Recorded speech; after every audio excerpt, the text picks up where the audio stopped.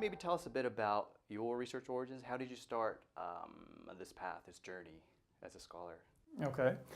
Well, I'll start with my first article, and that was on 1 Corinthians 2:4, which says, "Uken peithos Sophias logos," which is often translated as "not in persuasive words of wisdom."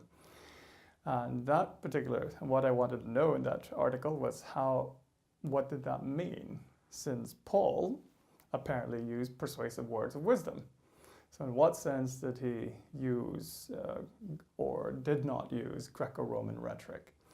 So that article combined my interests in several interests that I had as an undergraduate, reading classics, religious studies courses, as well as English literature, where I did a lot of work on rhetoric. So that combined all those things in that particular article. Since then, I've moved on to doing other things, and my research path has led me to other areas of biblical and Jewish studies, and especially in the study of the Hebrew Scriptures and the Old Testament. So you've been moving backwards, really. You started with Paul, the New Testament, and you've sort of moved backwards towards the Dead Sea Scrolls, the Old Testament, so on.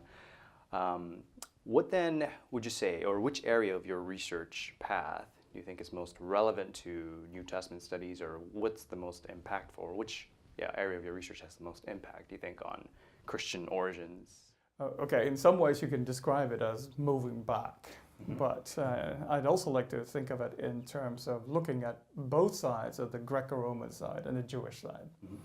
So one thing that I discovered while doing this work on rhetoric and persuasive techniques is that you can only go so far in understanding Christian origins and the texts that you find in that are produced there.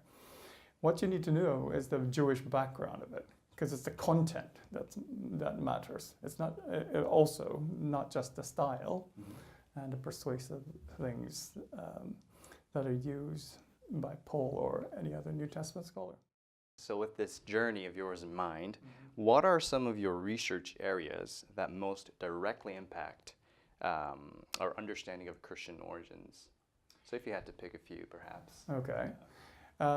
Probably my work on the Dead Sea Scrolls, and specifically on the work of understanding the transmission history of the biblical text, both in terms of the textual fluidity of the biblical texts that are more variants than what we understood to have taken place there, but also about the canon of the formation of authoritative collections of texts.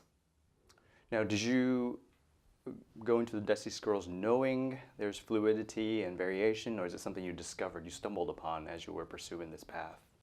Oh, it's the latter. It's simply trying to understand some of the New Testament citations, discovering that they don't match with what you find in the Hebrew Masoretic texts or in the Greek Septuagint.